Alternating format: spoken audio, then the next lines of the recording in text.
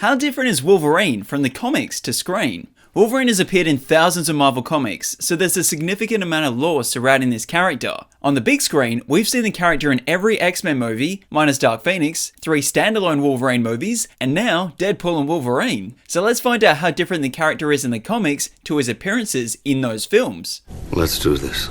James Howlett, aka Wolverine, made his first appearance in the final panel of Incredible Hulk 180, released in 1974. But in order to explain why he was there, we need to talk about his origin. James Howlett grew up in the late 1800s in a luxurious mansion located in Cold Lake, Alberta, Canada, to parents Elizabeth and John Howlett. However, John wasn't James's biological father. We later learned that title belonged to the groundskeeper, Thomas Logan, who Elizabeth had an affair with. James had a loving father in John, but was mostly neglected by his mother following the death of his older brother, John Jr., when he fell ill all of a sudden. Wanting to be with Elizabeth, the abusive Thomas burst into the Howlett's home in a drunken state. As John Sr. confronted him, Thomas shot and killed him. The traumatic event triggered James's mutation, drawing bone claws from his fists and using them to kill Thomas. James's mother banished James out of the house, then the trauma became too much, ending her own life. Rose, who was a friend of James and hired to be a companion to him after his brother's death, chases after and comforts him. When the authorities show up to see the deaths, Dog Logan, son of Thomas, accused Rose of the killings. The news eventually finds its way to Rose, leading to the pair traveling to British Columbia and James changing his name to Logan to hide his identity. Over the years, Logan tried to forget his origins. He became a well-respected labourer and hunter for the town he and Rose were living in. His powers grew, as did his animal-like nature, leading to the townsfolk referring to him as a Wolverine. He started to develop romantic feelings towards Rose, but couldn't act on them because the pair came to the town pretending to be cousins. Later, Dog tracked Logan down and attacked him for killing his father. In the heat of the fight, Logan revealed his mutant abilities to the rest of the town. As he was about to kill Dog, Rose stepped in, only for her to accidentally take the impact of the claws. This led to Logan leaving the town and living off the land. What's portrayed in the comics isn't unsimilar to what's seen in the X-Men Origins Wolverine movie. There, James is living in the Northwest Territories of Canada, where he witnesses the murder of his father by the hands of Thomas Logan, triggering his mutation, which he uses to kill the groundskeeper, only to find that he was his biological father. James then runs off with his half-brother Victor Creed, aka Sabretooth, where the pair fought in many wars over the years, something Logan also did in the comics. The main difference here is that not only was Victor not a part of James's origin, but he's also not related to him in the comics. The pair did however cross paths in the early 1900s when Logan was living on the land. Some people were trying to find Logan, so they used Victor Creed and his tracking abilities to locate, fight, and capture him. Now that's only one part of Logan's origin. The next significant stage of becoming the Wolverine we know is getting his Adamantium bonding. In the comics, Logan was captured by a secret government program called Weapon X, whose motives were to create and control super soldiers through advanced science. Because of Logan's extensive military experience and healing mutation, it made him a prime candidate for Dr. Abraham Cornelius, Dr. Carol Hines, and Professor Thornton to perform their experiment on. The experiment itself would see an indestructible and rare metal known as Adamantium bonded to Logan's skeleton, making him a nearly invincible warrior. On top of that, the process included tampering with Logan's memories to forget past events and create a mindless weapon they could use. They were able to control Wolverine for a period of time until his animalistic nature allowed him to break free of command and violently escape the facility holding him. He then spent years trying to regain his memory of the events that were erased. Again, like in the comics, this is fairly similar to what was shown in X2, X-Men Origins Wolverine, and X-Men Apocalypse. The headgear you see him wearing in Apocalypse is what the Weapon X program were using to control Wolverine. The main difference between the Adamantium bonding process from the comics to movies is that the person behind the procedure in the movies is William Stryker. While Stryker isn't the one to give Logan his adamantium in the comics, his personality of being anti-mutant is something that carries over both. Logan also volunteered to get the adamantium in X-Men Origins Wolverine as motivation to become more powerful so he could defeat Victor after he killed his girlfriend. I say he agreed to be a part of the experiment, but he was manipulated by Stryker. It was all part of his plan. Another difference is the adamantium bullet that shot Logan's memories away in X-Men Origins Wolverine. This is not something that happens in the comics. So how does this all tie back to Wolverine's first appearance in Incredible Hulk 180? Logan joined the Canadian government and seeing the Hulk as a significant threat, sent Wolverine to neutralize him. When he arrived, the Hulk was in a battle against the Wendigo. Wolverine attacked the Hulk, but his adamantium claws weren't sharp enough to pierce the green creature's skin. So he turned his attack onto the Wendigo, believing that would be an easier target. When the Hulk sees this, he concludes that the enemy of his enemy must be his friend, teaming up to defeat the creature. In both the movies and comics, Logan has the mutant abilities of healing factor, claws, increased strength, and heightened senses that allow him to be a highly skilled tracker. Grow those back. Let's talk about how similar Logan's personality is in the comics to the movies. In both mediums, Logan is seen as a tough, solitary figure who prefers working alone. Despite his tough exterior, he has a soft side that genuinely cares for his friends, acts as a mentor figure, and is shown to be loyal, which is why he's often fighting alongside the X-Men, Avengers, and other teams. We see this on screen with characters like Rogue, Professor X, and X-23, but it's also shown significantly with Jubilee in the comics too. Wolverine's animalistic nature is often seen when he's struggling to remember who he is due to his memory being tampered with in the Weapon X program. Because of this, he's constantly battling his inner demons, trying to control his primal rage and maintain his humanity. When we first meet Wolverine in the X-Men movies, he's in a pub, a place he's known to visit a lot in both the comics and movies. A word you'll often hear Wolverine saying in both comics and movies is "Bub." Overall, Wolverine's personality is one of a complex character that both the comics and movies demonstrate as someone with a rough exterior, but soft at heart. I'll be back for this. Now, what's Logan's connection to other characters? As someone who's been around since the 1800s, Logan has had many romantic relationships. Like in the movies, Logan has a romantic relationship with Mariko Yashida and a complicated love for Jean Grey. But in the comics, he's also been married to Viper, plus Itsu before she was killed by Bucky Barnes, brainwashed as the Winter Soldier. However, the pair share a son named Akiro, aka Wolverine or Daken, who Wolverine has a complex relationship with as the character has been a villain, anti-hero, and hero at various stages. Logan has another son named James Hudson Jr., who was originally from the Ultimate Universe before becoming a recurring character in the main 616 universe after the Collision event in Secret Wars. But he also has a bunch of other kids who are only mentioned in an issue or two, including people like Cannonfoot, Sawfist, and Fire Knives. The character of Laura Kinney, aka X-23, is another character brought over from the comics, keeping the same idea of using Logan's DNA to create her. The two share a father-daughter type relationship with mutual respect, care, and understanding, as they both have a traumatic past.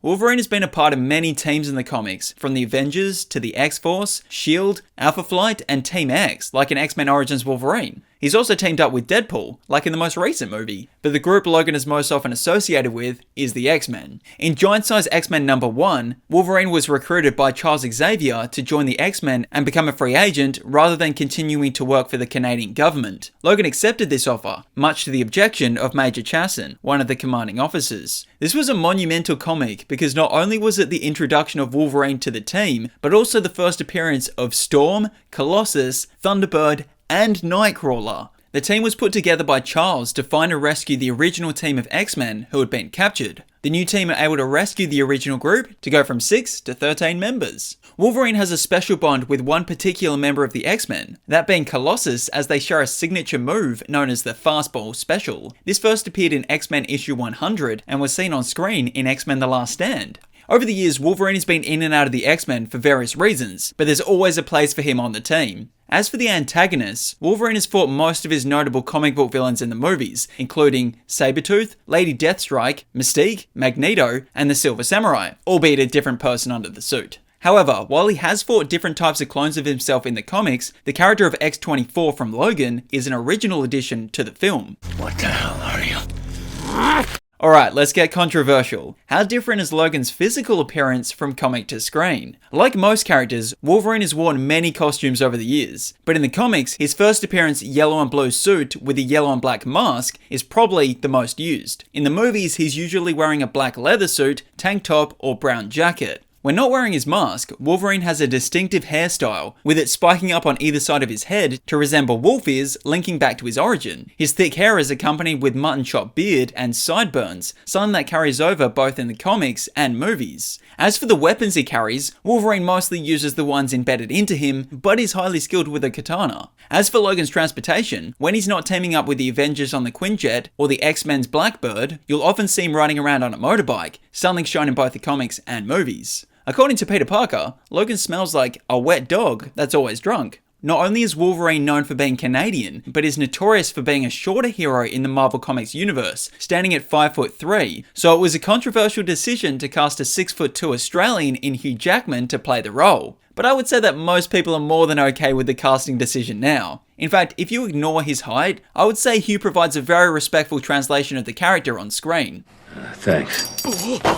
As for the comic to movie adaptations of stories that Wolverine has been a part of, I've already spoken about his origin, but how different are some of the other story arcs? X-Men The Last Stand does an adaptation of the Dark Phoenix saga, for which there are many significant differences between the two, but Wolverine's most notable involvement in the movie sees him kill Jean to save herself and everyone else. In the comics, Jean ended her own life to prevent herself from causing further destruction. Days of Future Past is another story which Wolverine was a part of in both the comics and movies, and again has a significant difference, including Kitty Pryde being the one who was teleported back in time instead of Logan. The Wolverine movie is primarily based on a 4-issue limited series written by Chris Claremont and illustrated by Frank Miller in 1982. Some of the similarities include putting a bear out of its misery after being shot with an illegal arrow, getting romantic with Mariko in Japan, teaming up with Yukio, plus confronting various members of the Yoshida clan and the Yakuza. But like other comic to movie adaptations, it's quite different. The comic focuses on Wolverine's relationship with Mariko and his struggle for honor and acceptance in Japanese society, whereas the movie adds the layer of Wolverine's past traumas and contemplating his immortality.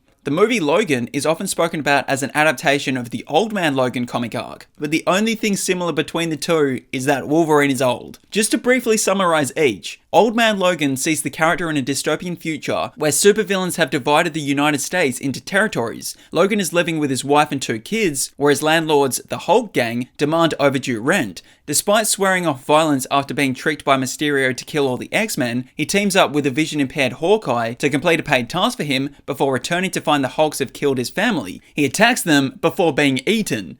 So Wolverine rips himself out from the inside. Now tell me if that sounds different to the movie, where Logan is caring for Professor X when they're tasked with taking a clone of Wolverine, X-23, to a place called Eden so she and other young mutants can live free of Transigen's mutant experimentation.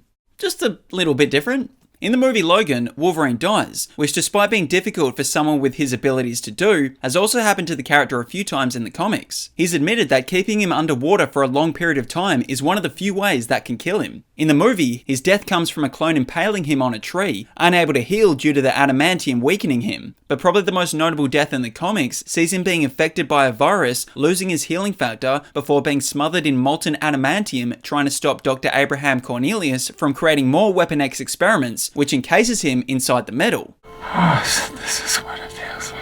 Wolverine is coming up on his 10th adventure in the movie, but some of his notable events in the comics include the Marvel Civil War, which saw him be an independent, focusing on tracking Nitro, who was responsible for the Stanford explosion that triggered the Registration Act. He was a main character in the Age of Apocalypse event. He kept his mutation abilities in House of M that saw the Scarlet Witch say, "No more mutants," reducing the number of mutants to just a few hundred. It wasn't until Avengers vs. X-Men where more mutants regained their abilities and were born into the world thanks to the Phoenix Force. However, Logan sided more with the Avengers, knowing the danger the Phoenix has. Basically, if there was a major event in the comics, you better believe Wolverine was a part of it. That's right. James Hallett's Wolverine is one of Marvel's most iconic and beloved characters. Even though we've seen the character put to screen in many movies, he's had significantly more stories told in the comics. Despite this, the movies and Hugh Jackman's portrayal capture the essence of the character of Wolverine very well, and when they inevitably recast, the new actor will have big shoes to fill, especially if they go more comic book accurate with his height. Hugh being 6'3" means he probably wears like a US 12. Hey, you want to hear some facts about Wolverine? Okay. Here are some fun facts about Wolverine. Wolverine's co-creator, Roy Thomas, was originally tossing up between the name of Wolverine or the Badger. Roy ultimately went with the Wolverine, as a badger has connotations of pestering and being annoying. You picked the wrong house, Bob. In DC vs. Marvel number 3, Wolverine defeated Lobo, a character who has defeated Superman before. So technically, Wolverine could defeat Superman. Because I'm the best there is at what I do. Logan carries a medical card that states he has a metal plate in his head that allows him to bypass metal detectors at airports. I'll take the pat down. Wolverine once survived for 6 months under a glacier by eating his own arm, which continually grew back because of his healing factor. That hurt. Co-creator Roy Thomas told another co-creator, Len Wein, that he required Wolverine to be Canadian, short because Wolverines are small animals, and quick-tempered because Wolverines are known to be fierce. Len not only envisioned the character to be young, but also have his claws be a part of his gloves rather than his body. There was an idea to have Wolverine's origin tied to the High Evolutionary, which would see the character being actual Wolverine evolved into a person. What kind of monster are you? The Wolverine. In the first X-Men movie, Wolverine makes a joke about the black leather costumes, for which Cyclops responds, "What would you prefer? Yellow spandex?" This is a nod to Wolverine's costume in the comics. Then, in X-Men 97, the joke is reversed on itself. What'd you expect? Black leather? An alternate ending of the Wolverine movie saw Yukio present Logan with a case that contained his yellow Wolverine mask and costume from the comic books. Interesting. Thanks for watching! Don't forget to obliterate that like, subscribe and share button. I'm just kidding. Only do it with enough force that it registers. I don't want any of you breaking whatever device you're watching this on. Let me know in the comments what your favourite Wolverine movie or comic arc is.